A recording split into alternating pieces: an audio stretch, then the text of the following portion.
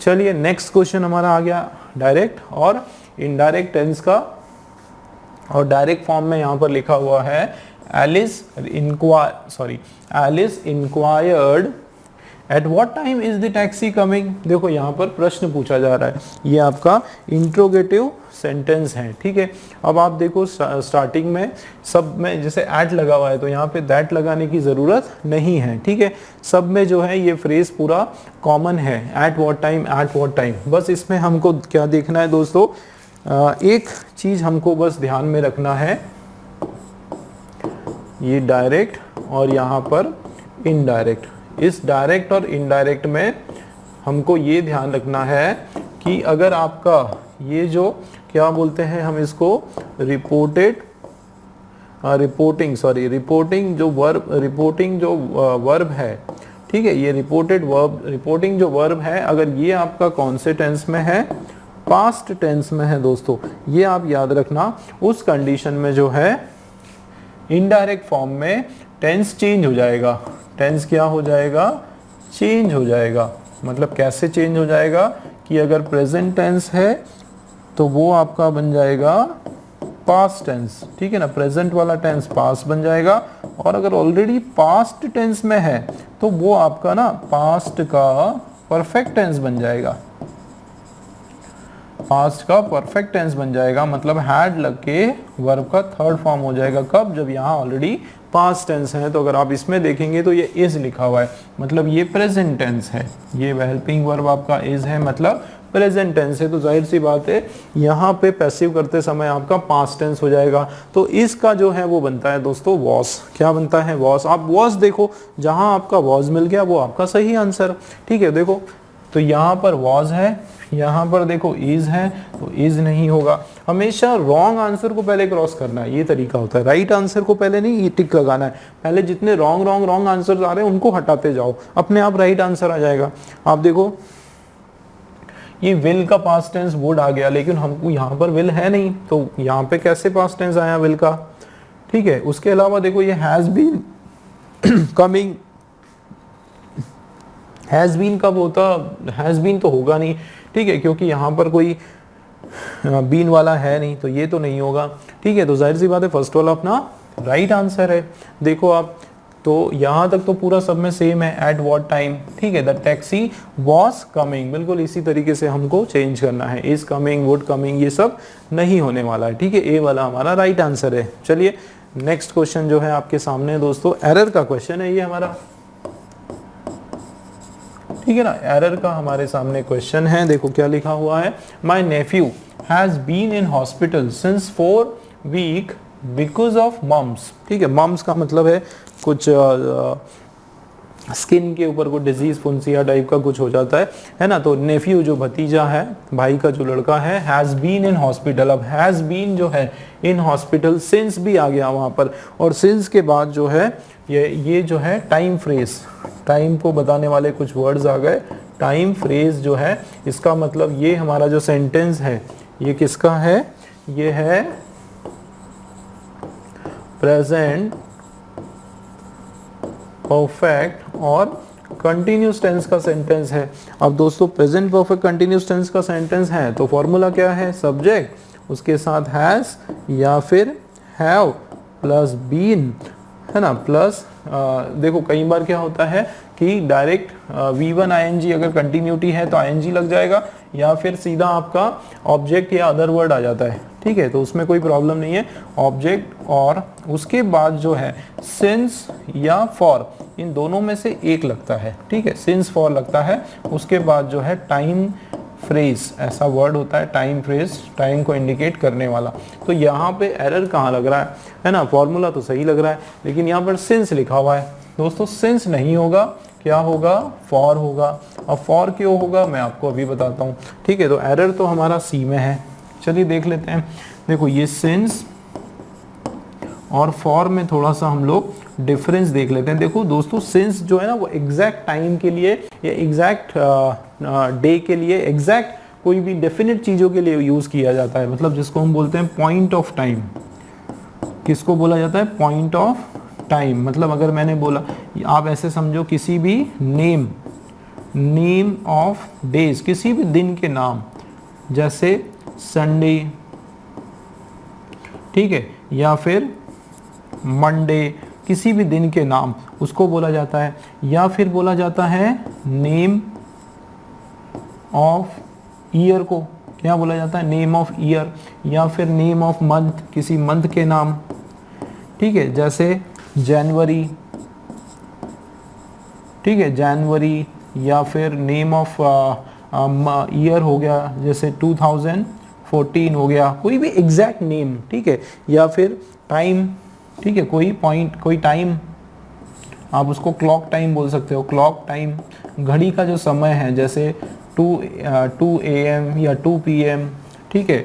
या फिर 4 o'clock, कोई एग्जैक्ट टाइम हो तो हम लोग उसके लिए क्या लगाते हैं, सेंस लगाते हैं। लेकिन फॉर जो है ना दोस्तों, वो एग्जैक्ट टाइम या पॉइंट ऑफ टाइम के लिए नहीं लगाया जाता है। फॉर जो है वो लगाया जाता है पीरियड ऑफ टाइम के लिए, ड्यूरेशन के लिए, ठीक है ना, पीरियड ऑफ टाइम या फिर ड्यूरेशन के लिए लगाया जाता है। जैसे हम लोग बोलते हैं फॉर, जैसे 2 मिनट्स, ठीक है, 2 मिनट्स, या 2 डेज, या 2 ईयर्स, है ना, 2 ईयर्स, या मेनी ईयर्स, कोई इनडेफिनिट टाइम के लिए मेनी ईयर, या फिर सम टाइम, सम ईयर, या फ्यू ईयर्स, ठीक है, फ्यू आवर्स।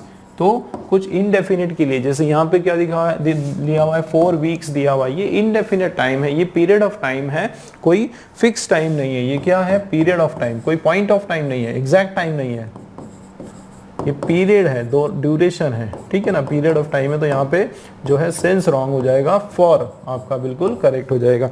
यहाँ पे सेंस एक जगह और आता है, पार्ट ऑफ डेज में भी आता है, ठीक है ना, पार्ट ऑफ डेज, दिन के हिस्से में, मतलब सिंस मॉर्निंग, या फिर नून, है ना, या फिर इवनिंग, इस तरह से जो पार्ट ऑफ डेज है उसमें भी जो है सिंस ही आता है, ठीक है। तो यहाँ पे जो है हमारा राइट आंसर क्या हो जाएगा दोस्तों, फॉर हो जाएगा, मतलब सिंस के इस वाले पर्टिकुलर पार्ट में हमारा एरर है, ठीक है ना। चलिए नेक्स्ट क्वेश्चन देखते हैं। 99 वाला जो क्वेश्चन है दोस्तों, एक्टिव और पैसिव का वापस हमारा क्वेश्चन है। क्या लिखा है, Raju sells flower in the market every Sunday, ठीक है। इसका पैसिव करेंगे। सबसे पहले बताओ सब्जेक्ट क्या है, किसकी बात हो रही है, राजू की बात हो रही है। क्या कर रहा है, सेल्स वर्ब का फर्स्ट फॉर्म है दोस्तों, मतलब वर्ब का 5th फॉर्म है ना, मतलब सिंगुलर है आपका, राजू एक वर्ड है। तो ये आपका जो सेंटेंस है वो इंडेफिनिट का सिंपल सेंटेंस है। ये आपका क्या बेचता है, वो फ्लावर्स। तो ये हमारा ऑब्जेक्ट हो गया, और ये जो है एक्स्ट्रा वर्ड्स हो गए, अदर वर्ड्स हो गए। तो चलिए देख लेते हैं, इसका स्ट्रक्चर भी देख लेते हैं। एक्टिव, और यहाँ हमारा जो है पैसिव का आ जाएगा। इसका स्ट्रक्चर जो है ये प्रेजेंट, ये जो सेंटेंस हमारा है दोस्तों प्रेजेंट इंडेफिनिट का,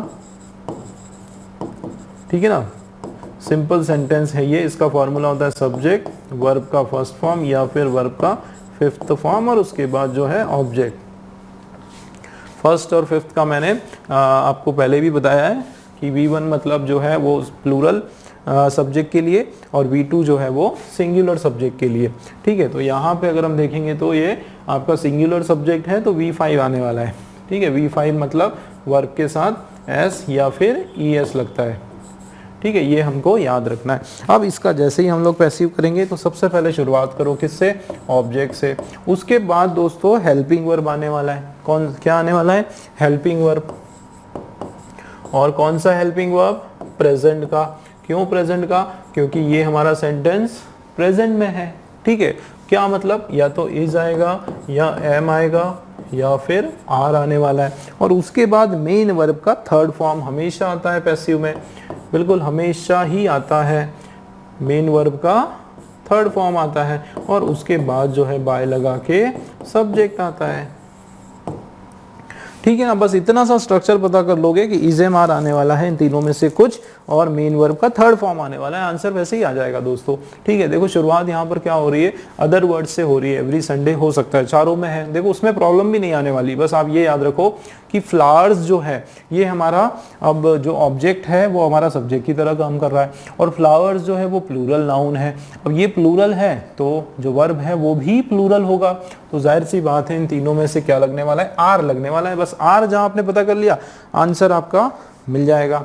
अब देखो आर, देखो every Sunday flowers, every Sunday flowers, every Sunday flower, और एवरी संडे, और यहाँ पर राजू है ना, बस इतना सा चेंज है। तो मेन तो ये कि एवरी संडे तो है, और उसके बाद जो है फ्लावर्स आपका जो कि ऑब्जेक्ट है वो सब्जेक्ट की तरह काम करेगा, तो ये फ्लावर्स तो आएगा। ये देखो वैसे भी यहाँ पर इज लिखा हुआ है, तो इज है तो ये नहीं होगा भाई, टेंस तो हम लोग चेंज करते हैं एक्टिव पैसिव में। और जैसे कि मैंने बताया क्या लगेगा, इसके हिसाब से ये प्लूरल है, ये आपका प्लूरल नाउन है, तो जाहिर सी बात है यहाँ पे वर्ब जो हेल्पिंग है वो भी प्लूरल आने वाला है। आर वाला आंसर हमारा सही है, वर्ब वाला हमारा रॉन्ग है, मतलब सी और डी हमारा ऑप्शन कैंसिल हो गया। अब हमारे पास जो है दो है, उसमें से आप देखो यहाँ पर बीइंग है। अब मैंने बताया था कि बीइंग तो लगाते हैं जब हमारा सेंटेंस कंटिन्यूस टेंस का हो, आईएनजी अगर यहाँ लगा होता है ना दोस्तों। अगर यहाँ पर पता है क्या होता, Raju is selling flowers in the market every Sunday, तो हमारा ये ऑप्शन बिल्कुल सही होता कि every Sunday flowers are being sold by Raju. ठीक है, तो ये सही होता, बट ये आईएनजी का नहीं है, तो ये भी रॉन्ग हो गया इसके कारण, मतलब ए वाला ऑप्शन हमारा राइट है। ठीक है ना, ए वाला ऑप्शन हमारा राइट है दोस्तों। देखो क्या लिखा है, every Sunday flowers are sold. ठीक है, आर सोल्ड वर्ब का थर्ड फॉर्म है sold, in the market by Raju, Raju के द्वारा। ठीक, clear, A is the right answer. चलिए नेक्स्ट क्वेश्चन जो है हमारा, इसका अप्रोप्रिएट हमको चाहिए सिनोनिम। ठीक है, डिस्पाइज जो वर्ड है इसका अप्रोप्रिएट आप क्या चाहिए दोस्तों, सिनोनिम चाहिए। तो चलिए देख लेते हैं इसका क्या सिनोनिम हो सकता है।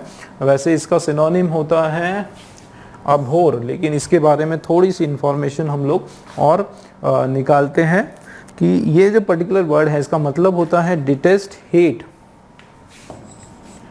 डिटेस्ट, हेट या लोथ। ठीक है, लोथ या फिर अबहोर, मतलब एक नेगेटिव सेंस का वर्ड है। ठीक है, इसका मतलब होता है नफरत करना। ठीक है, नफरत इसका वर्ड, इसका मीनिंग होता है। ठीक है, तो जाहिर सी बात है, और ये हमारा क्या है, वर्ब है। ठीक है ना, वर्ब का फर्स्ट फॉर्म है ये, तो अबहोर जो वर्ड है ये हमारा बिल्कुल राइट इसका सिनोनिम हो जाएगा। ठीक है, इसका अपोजिट जो है ये हो जाएगा एडमायर या फिर अप्रिशिएट, ये इसके जो है एंटोनिम हो जाएंगे इस एक तरह से। ठीक है ना, ये दोनों जो है इसके क्या हो जाएंगे, एंटोनिम हो जाएंगे। चलिए नेक्स्ट क्वेश्चन हमारे सामने है दोस्तों, इनडायरेक्ट फॉर्म में चेंज करना है। देखो क्या लिखा है, I have been exercising for many years claimed Parvati. ठीक है, पार्वती ने इस बात को क्लेम किया कि मैं जो है आई हैव बीन, मतलब ये प्रेजेंट परफेक्ट कंटिन्यूस का हमारा सेंटेंस है, तो जाहिर सी बात है प्रेजेंट परफेक्ट कंटिन्यूस है तो ये आपका बन जाएगा पास्ट परफेक्ट कंटिन्यूस, है ना। बस इतना हमको याद रखना है, ये डायरेक्ट और यहाँ पर इनडायरेक्ट। ठीक है, तो ये इतना याद रखना है कि यहाँ पर जो है प्रेजेंट परफेक्ट कंटिन्यूस है तो ये हो जाएगा पास्ट। ठीक है, बिल्कुल इस तरीके से पास्ट परफेक्ट कंटिन्यूस, मतलब यहाँ पर देखो क्या लिखा हुआ है, हैव और बीन। ठीक है, और V1 ing, तो ये हो जाएगा हैड बीन V1 ing, बिल्कुल ये चेंज हो जाएगा। बाकी देखो सभी सेम है, बिल्कुल ग्रामर का एरर है और कोई एरर इसमें नहीं है। और फॉर मेनी ईयर्स तो यहाँ कोई चेंज नहीं, आय का बन जाएगा शी, क्यों, क्योंकि लड़की है, और दैट हमारा लगेगा तो शी इज नहीं होगा। हैव बीन जो शी है तो शी के साथ आता है हैज, भाई शी सॉरी, लेकिन पास्ट में जब करोगे तो हैड ही होगा, जाहिर सी बात है। तो ये हो गया आपका had been exercising for many year, बिल्कुल सही है। हैज और ये V3 परफेक्ट नहीं होगा, परफेक्ट कंटिन्यूस का हैज बीन नो चेंज, ये भी नहीं होगा।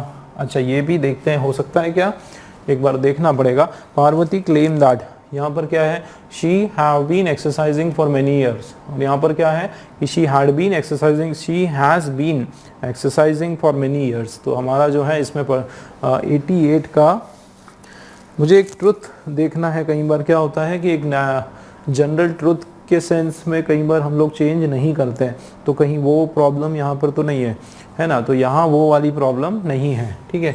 जनरल ट्रुथ की यहाँ पर प्रॉब्लम नहीं है, कई बार ऐसा हो जाता है दोस्तों, इसलिए मैंने डबल चेक किया कि कुछ ऐसे सेंटेंस हैं जो टेंस जिसका चेंज नहीं होता है, लेकिन ये क्योंकि परफेक्ट कंटिन्यूस का है ना, इसलिए हम कर सकते हैं। अगर कोई इंडेफिनिट का होता, कोई जनरल ट्रुथ होती, कोई यूनिवर्सल ट्रुथ होती, तो उसमें फिर टेंस चेंज नहीं होता है। बट यहाँ पर शी हैव बीन एक्सरसाइजिंग कई सालों से करती आ रही है, तो करती आ रही थी, ठीक है। ये सेकंड वाला हमारा आंसर है, इसमें कोई प्रॉब्लम नहीं है, ठीक। नेक्स्ट क्वेश्चन जो है सेम डायरेक्ट इनडायरेक्ट का क्वेश्चन है। क्या हो रहा है देखो, what will my parcel, sorry when will my parcel arrive, कि मेरा पार्सल कब आएगा, माधव ने पूछा। तो माधव ने पूछा कि देखो जब भी ये, हाँ यहाँ मैं आपको एक बताता हूँ रूल, ठीक है। ये है हमारा डायरेक्ट और यहाँ पर जो है इनडायरेक्ट। यहाँ पर दोस्तों देखो शुरुआत किससे हो रही है, WH से, और आप देखोगे कि उसके बाद जो है क्या लग रहा है, हेल्पिंग वर्ब, और उसके बाद जो है सब्जेक्ट, ठीक है, और उसके बाद जो है मेन वर्ब, ठीक है, मेन वर्ब आ रहा है। अब इसको जब हम पैसिव करेंगे तो व्हेन तो रहेगा, WH का वर्ड रहेगा, लेकिन उसके बाद जो है हेल्पिंग वर्ब नहीं आएगा, सब्जेक्ट वर्ब आएगा, उसके बाद हेल्पिंग वर्ब होगा, और उसके बाद जो है जो भी अदर वर्ड्स हो सकते हैं या फिर मेन वर्ब हो सकता है, वो सब आने वाला है। तो माधव आस्क्ड तो चारों में सही है, व्हेन भी ठीक है, ठीक है, और माय जो है उसके बदले आप ध्यान दो,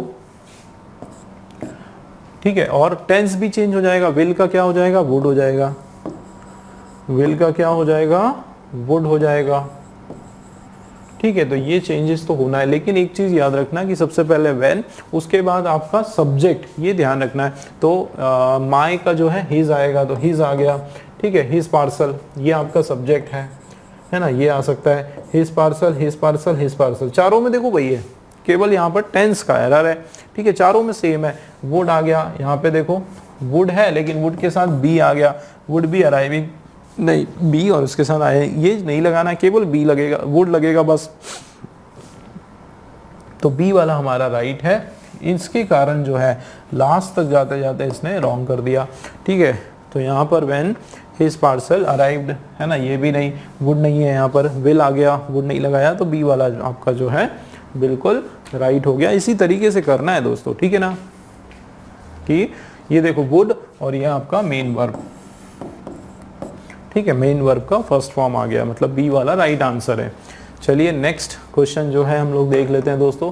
इस ईडीएम का हमको मीनिंग बताना है, और इसका मीनिंग हमको बिल्कुल पता होना चाहिए, है ना, इसमें कोई ट्रिक काम नहीं आती। क्या लिखा है, गेट डाउन टू ब्रास टैक, क्या मतलब है, gate down to brass tack मतलब जो ओरिजिनल काम है उस पर आ जाए, ठीक है, या फिर टू स्टैंड लोअर स्टेप होगा, to do whatever it takes to achieve something, कुछ भी होगा, to start talking about the basic fact of the situation, हाँ ये वाला है हमारा answer, to start talking about the basic facts of the.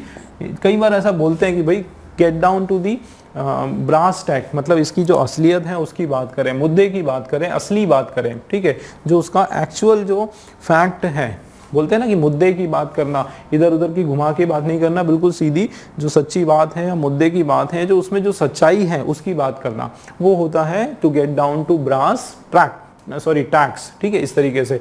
तो to start talking about basic facts of the situation, बिल्कुल इधर उधर की बातें नहीं करना, जो मेन जो उसके बारे में जो सच्चाई है उसकी बात करना, वो होता है गेट डाउन टू ब्रास टैक, ठीक है, सी वाला हमारा आंसर है। चलिए तो नेक्स्ट जो हमारे 10 क्वेश्चन होने वाला है दोस्तों, ये है क्लोज टेस्ट के क्वेश्चंस, ठीक है ना, क्लोज टेस्ट के क्वेश्चंस है, और इसका जो तरीका है वो बिल्कुल इसको हमको जो है एक पैसेज की तरह समझना है। पहले हम लोग इसको रीड करेंगे, उसके बाद हम कोशिश करेंगे कि इसका क्या सेंट्रल आइडिया है, इसमें किसके बारे में बात हो रही है, उसके बाद जो है हम लोग हमारे ब्लैंक्स को टारगेट करेंगे। देखो दोस्तों इस क्वेश्चन में जो है 10 ब्लैंक्स है आपके, है ना। ये जितने भी ये नंबर्स लिखे हैं ये हमारा एक तरह से एक ब्लैंक है, और यहाँ पर एक वर्ड जो है वो मिसिंग है, ठीक है। एक एक वर्ड यहाँ पर मिसिंग है, और जैसे कि आप क्वेश्चंस में देख रहे हैं 10 क्वेश्चंस है, और नेक्स्ट की जो स्लाइड है उसमें पूरा 10 क्वेश्चंस हमारे पास है। हर एक क्वेश्चन के 4 ऑप्शन है, राइट वाला ऑप्शन हमको ढूंढ के जो है वहाँ पर टिक लगाना है, ठीक है। तो सबसे पहले जो है हम लोग इसको समझेंगे कि इसका क्या मीनिंग है, एक पूरा इसको एक रीडिंग करेंगे, ठीक है। चलिए शुरू करते हैं। तो the 2 dash philosophies of Chinese culture are Confucianism and Taoism, ठीक है। तो यहाँ पर किसकी बात हो रही है? चाइनीज फिलोसॉफी, चाइनीज लोगों की जो थिंकिंग है, उनकी जो सोच है, उनकी जो मान्यता है, उसकी बात हो रही है, ठीक है। क्या उनके कल्चर के बारे में, है ना, उनके सभ्यता के बारे में, कि 2 धर्म को या 2 सभ्यता को चाइनीज लोग मानते हैं, ठीक है। एक कौन सा? एक तो होता है कन्फ्यूशियनिज्म और दूसरा है ताओइज्म, ठीक है। इन 2 नियमों को वो मानते हैं, ठीक है, सभ्यता। अब इसमें क्या है? Each influence the dash of Chinese history and the development of culinary arts, कि हर एक जो है उन्होंने असर डाला हुआ है, हर एक ये जो उनका सिस्टम है ना, कन्फ्यूशियनिज्म या फिर ताओइज्म, हर एक ने जो है उन पर चाइना के इतिहास पर कुछ ना कुछ असर डाला है, और किस पर? डेवलपमेंट ऑफ उनके जो आर्ट्स हैं उसके डेवलपमेंट में भी इन्होंने एक असर डाला है, ठीक है। आगे देखते हैं कि ये कन्फ्यूशियनिज्म जो है concerned itself with the art of cooking and placed dash on the enjoyment of life, कि ये जो कन्फ्यूशियनिज्म जो है, ये जो सिद्धांत है ना, इनका ये मेनली किस पर जोर देता है? आर्ट ऑफ कुकिंग पर जोर देता है, किस प्रकार खाना वगैरह बनाए, या फिर प्लेस्ड डैश ऑन, और किस पर जोर देता है? इंजॉयमेंट ऑफ लाइफ, जीवन में का आनंद लेने में इनकी फिलॉसफी है, ठीक है। उसमें वो ज़्यादा एम्फेसिस करता है, जोर देता है, ठीक है। ये जो ताओइज्म है was responsible for the dash of the hygienic, ये स्वस्थ जीवन के लिए बोलता है, हाइजीनिक डैश ऑफ फूड, खाने के ऊपर ये, लेकिन खाने की स्वच्छता, स्वच्छ खाना, पौष्टिकता के ऊपर जोर देता है, एंड कुकिंग के ऊपर, ठीक है। एक कुकिंग के ऊपर जोर देता है, और दूसरा भी जो है आर्ट ऑफ कुकिंग का जो तरीका है उसके ऊपर ज़्यादा एम्फेसिस करता है। चलिए आगे देखते हैं। टू द चाइनीज लोगों के लिए फूड और फ्रेंड जो है ये इनसेपरेबल है, मतलब 2 चीज़ें चाइनीज सभ्यता में सबसे ज़्यादा इंपॉर्टेंट है। एक तो खाना, ठीक है, एक तो खाना, और दूसरा मित्रता, दोस्त वगैरह, वो दोनों चीज़ें इनसेपरेबल है, ये उनके लिए बहुत ज़्यादा महत्व रखती है। अ डैश विदाउट फूड, एक डैश विदाउट खाने के बिना, कंसिडर्ड इनकम्प्लीट, कुछ ऐसी बात है जो खाने के बिना कैसी मानी जाती है? इनकम्प्लीट, अधूरी मानी जाती है, और डैश मानी जाती है, ठीक है। और देखते हैं। Confucius established culinary standard and proper dash of cutting food, तो ये कन्फ्यूशियस जो है culinary standard and proper table dash, तो ये कन्फ्यूशियस जो इनके जो गुरु माने जाते हैं, ठीक है, इसके जो निर्माता है कन्फ्यूशियस, इस सिद्धांत के जनक जिसको कहते हैं कन्फ्यूशियस, इनका मेन जो जोर है वो किसके ऊपर होता था? वो culinary standard के ऊपर, और प्रॉपर टेबल का कुछ डैश है उसके ऊपर, ठीक है। Use of knives at the Chinese dinner is considered poor taste, कि अगर चाकू का आप इस्तेमाल कर रहे हो कहाँ पर? चाइनीज के डिनर टेबल पर, तो एक तरह से वो क्या माना जाएगा कि खाना जो है वो स्वादिष्ट नहीं है, पुअर टेस्ट है, उसके खाना का स्टैंडर्ड जो है वो अच्छा नहीं है, इस तरीके से माना जाएगा। And the dash of cutting food into bite size pieces, छोटी छोटी पीसेज में जो कट करते हैं, is unique to the Chinese, मतलब सब लोग जो है एक ही तरह से खाने को जो है छोटे छोटे पीसेस में कट करते हैं, ये वहाँ पर एक यूनिक है एक तरह से। अकॉर्डिंग टू कन्फ्यूशियस, इनके हिसाब से the good cooking depends on dash of various ingredients, की अच्छी जो खाना बनाना जो है वो किस पर निर्भर करता है? डैश इनग्रेडिएंट्स पर, डैश ऑफ इंग्रेडिएंट का डैश करना उसके ऊपर जो है निर्भर करता है। तो चलिए दोस्तों, हमको जो है एक आइडिया लग गया कि इस पैसेज में जो है चाइना की बात हो रही। चाइना के जो दो सिद्धांत है, ताओइज्म और कन्फ्यूजियनिज्म, जो भी है, क्या है ये, कन्फ्यूशियनिज्म, इस तरीके से कन्फ्यूशियनिज्म ऐसे पढ़ते हैं इसको। तो इसके बारे में, और दोनों ही सिद्धांतों में खाने पीने से रिलेटेड है, एक तरह आर्ट ऑफ कुकिंग से है, ठीक है, जो कि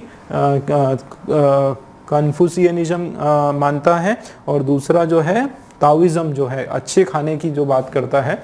ये दो सिद्धांत वहाँ पर है, और उसी के ऊपर पूरा का पूरा पैसेज दिया हुआ है कि किस तरीके से कौन सा जो सिद्धांत है वो कैसे खाने को जोड़ देता है, या डाइनिंग टेबल पे डाइनिंग क्या एटिकेट्स है, खाना खाते टाइम किस समय किस चीज़ों की ध्यान रखना होता है। ये सब एक मोटा मोटा इसके अंदर हमको पढ़ने पर समझ में आ रहा है कि एक चाइनीज़ का जो कल्चर है उसकी यहाँ पर बात हो रही है। ठीक है, इतना समझ लिया तो हमारे लिए काफ़ी है। चलिए अब हम लोग हमारे ब्लैंक्स पर आ जाते हैं, एक एक करके पढ़ते हैं क्या लिखा है। देखो, the two dash philosophies of Chinese culture are Confucianism and Taoism. तो क्या लिखा हुआ है, ऑप्शन क्या देख लेते हैं, दो डैश फिलोसॉफीज हैं। तो जाहिर सी बात है यहाँ पर जो है दो फिलोसॉफी की बात हो रही है, और कोई नेगेटिव सेंस में तो बात नहीं हो रही है, जाहिर सी बात है उसके उस फिलोसॉफी के पावर की बात हो रही है, उस फिलोसॉफी की एक शक्ति की बात हो रही है ना, मतलब कोई पॉजिटिव सेंस का यहाँ पर बात होने वाला है। और ये फिलोसॉफीज जो है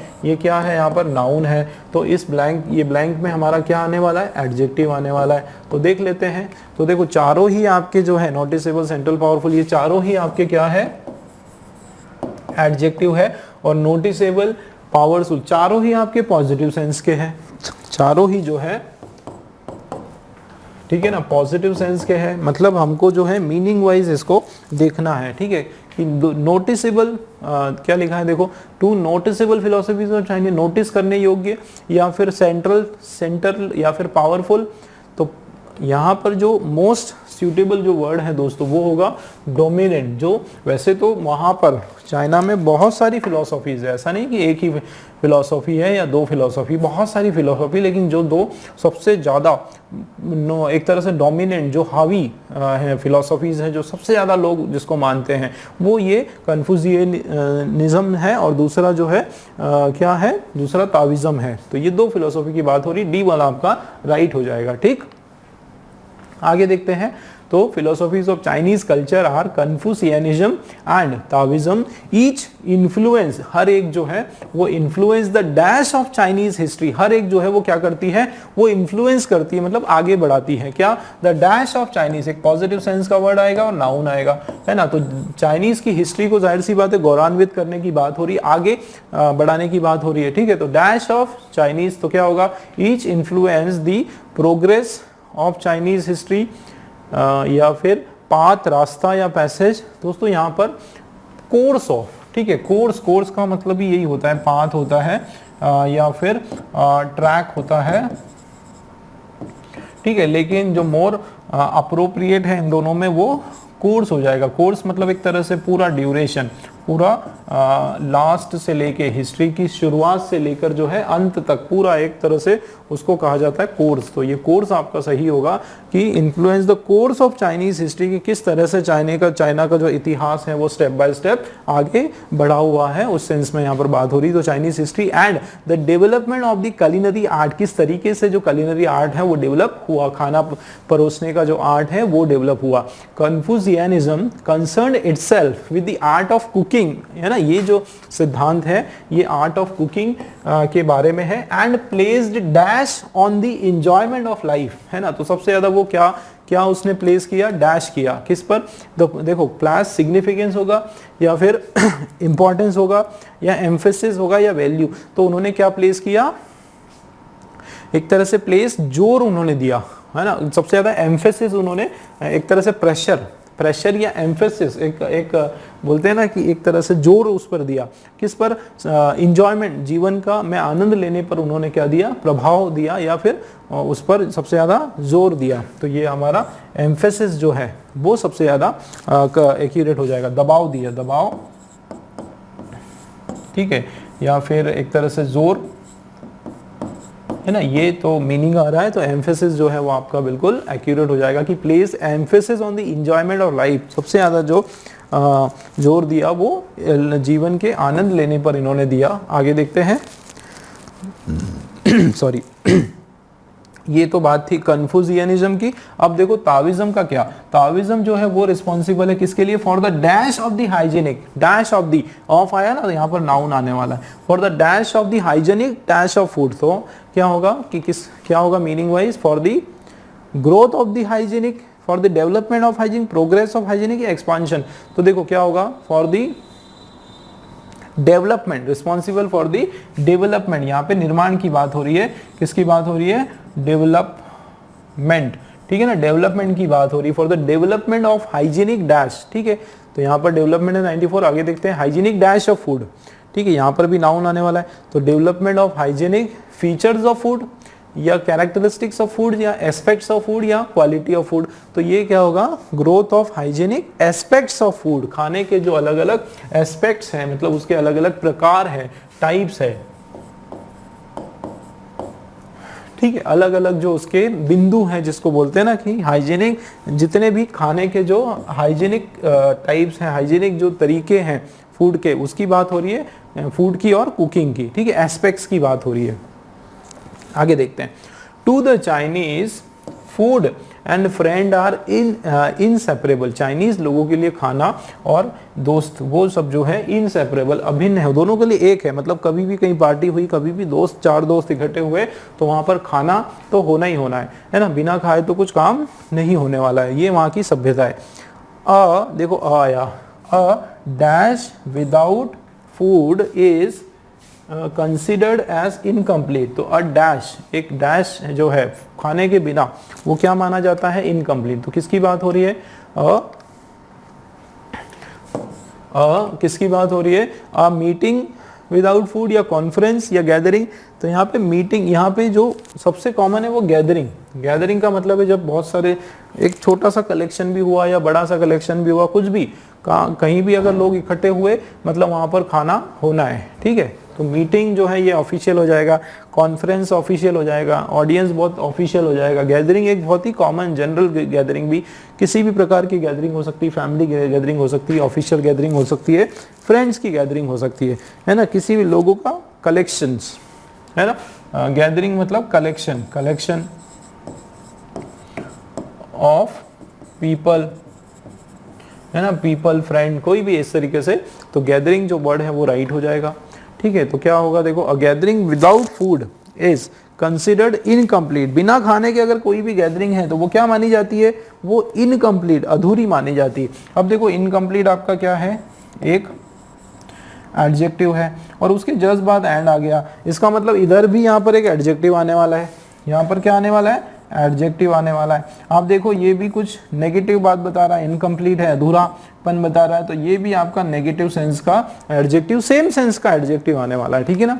देखो तो क्या होगा, एक तो इनकम्प्लीट एंड क्या हो जाएगा, इररेगुलर, रेगुलर की नहीं, इन प्रॉपर, क्या बोलेंगे, वो जो गैदरिंग है, वो जो लोगों का भीड़ है या इकट्ठा होना है, वो क्या हो जाएगा, इम्प्रॉपर वर्ड जो है, ज्यादा बेस्ट सूटेड वर्ड है, इररेगुलर नहीं होगा, अनएक्सेप्टेबल नहीं होगा, ज्यादा जो मोस्ट सूटेबल हमारे सेंटेंस के हिसाब से वो क्या है, इम्प्रॉपर, कि वो एक तो इनकम्प्लीट माना जाएगा और दूसरा जो है इम्प्रॉपर माना जाएगा, ठीक है। तो डी वाला राइट हो गया। चलिए नेक्स्ट देखते हैं। तो इनकम्प्लीट और इम्प्रॉपर माना जाएगा। कन्फ्यूशियस जो है उन्होंने एस्टैब्लिश किया था ये जो कलिनरी स्टैंडर्ड और प्रॉपर टेबल का क्या। तो यहाँ पर देखो कलिनरी का मतलब होता है कैसे एक खाना खाते टाइम जो मैनर्स हैं, फूड को सजाने का तरीका, डाइनिंग डिसिप्लिन, ये सारी चीज़ें की बात हो रही है ना। तो जाहिर सी बात है टेबल का क्या होगा, कुछ मैनर से रिलेटेड कोई वर्ड है, टेबल, प्रोटोकॉल। टेबल का प्रोटोकॉल होता है दोस्तों, नहीं। जब हम रेस्टोरेंट में जाते हैं या मैनेजमेंट, जो फूड मैनेजमेंट वगैरह में जाते हैं, जो क्या बोलते हैं उसको, हॉस्पिटैलिटी इंडस्ट्री में जो जाते हैं, उसमें वहाँ पर सिखाया जाता है कि टेबल एटिकेट्स होते हैं, टेबल पर कैसे, रेस्टोरेंट वगैरह में जाते हैं ना, होटल मैनेजमेंट में ये सिखाया जाता है कि टेबल एटिकेट्स क्या होता है, कैसे परोसा जाता है, लोगों को कैसे सर्व किया जाता है ना। तो टेबल का डेकोरम नहीं, ये सब नहीं है, टेबल का जो है एटिकेट सही हो जाएगा, ठीक है। टेबल पर कैसे खाना परोसने का मैनर्स, तरीका, ठीक है, ये हमारा सही हो जाएगा। चलिए नेक्स्ट देखते हैं। तो टेबल एटिकेट्स आगे, द यूज ऑफ नाइफ, अगर आपने चाकू यहाँ पर यूज कर रहे हैं चाइनीज डिनर में तो एक तरह से वो पूरा पुअर टेस्ट, खाना एक तरह से खराब माना जाता है, ऐसा माना जाता है कि नहीं ये इस खाने में कुछ कमी है। And the dash of cutting food into a bite-sized pieces is unique to the Chinese। ठीक है, तो ये किसकी बात हो रही, फूड काटने के क्या स्टैंडर्ड या हैबिट क्या होगा, the standard of cutting food या द रूटीन ऑफ कटिंग या ट्रेडिशन ऑफ कटिंग फूड या हैबिट ऑफ कटिंग फूड। तो यहाँ पर जो है ट्रेडिशन ज्यादा सही लग रहा है कि ट्रेडिशन ऑफ कटिंग फूड। ठीक है, फूड को जो है काटने का क्या ट्रेडिशन, उसका जो ट्रेडिशन, उनका जो तरीका है ना, उसकी बात हो रही है। जाहिर सी बात है कि ट्रेडिशन ऑफ कटिंग फूड, ठीक है, cutting food into bite size, छोटे छोटे साइज में, वो क्या है यूनिक है पूरे चाइना में, वो उनका जो ट्रेडिशन है, जो तरीका है वो बिल्कुल यूनिक है। और according to Confucius good cooking depends on the dash of the various ingredient, की जो अच्छा पकाना जो खाना है वो किस पर निर्भर करता है, डैश ऑफ अलग अलग इंग्रेडिएंट्स है उस पर डिपेंड करता है। यहाँ पर कोई नाउन आने वाला है। ठीक है, तो देखते हैं क्या है हमारे ऑप्शन में, स्टीयरिंग उसको घुमाना, या मर्जिंग या ब्लेंडिंग या कोलैबोरेशन। तो यहाँ पर जो राइट वर्ड है वो होता है ब्लेंडिंग। ठीक है, यहाँ पर मतलब मिक्सिंग, ब्लेंडिंग का मतलब है मिक्सिंग। ठीक है, या कंबाइनिंग, इस तरीके से ये जो वर्ड है कंबाइनिंग, ये बिल्कुल करेक्ट हो जाएगा। उसको किस तरीके से आप अलग अलग मसालों को जो है उसमें मिला रहे हो, उसमें मिक्सअप कर रहे हो, वो तरीके से डिपेंड करता है कि आपका जो खाना है वो कितना टेस्टी, कितना अच्छा तरीके से बनने वाला है। ठीक है, चलिए दोस्तों, तो इसी के साथ हमने जो है आज के 100 क्वेश्चंस हमारे स्टेनोग्राफर के फिनिश किए। दोस्तों उम्मीद है कि जिस तरीके से, जिस हार्ड वर्क, इतनी मेहनत से मैंने आप लोगों को समझाया, आपके कंसेप्ट क्लियर करा, उससे मुझे उम्मीद है कि आप लोगों के सारा जो कंसेप्ट भी आपका क्लियर होगा, इस हुआ होगा, और इस क्वेश्चन से आपको काफी सारी हेल्प मिली होगी। ठीक है, इसी तरीके से चलिए नेक्स्ट स्टेनोग्राफर का पेपर हम लोग सॉल्व करेंगे। मिलते हैं अगले क्वेश्चन पेपर में।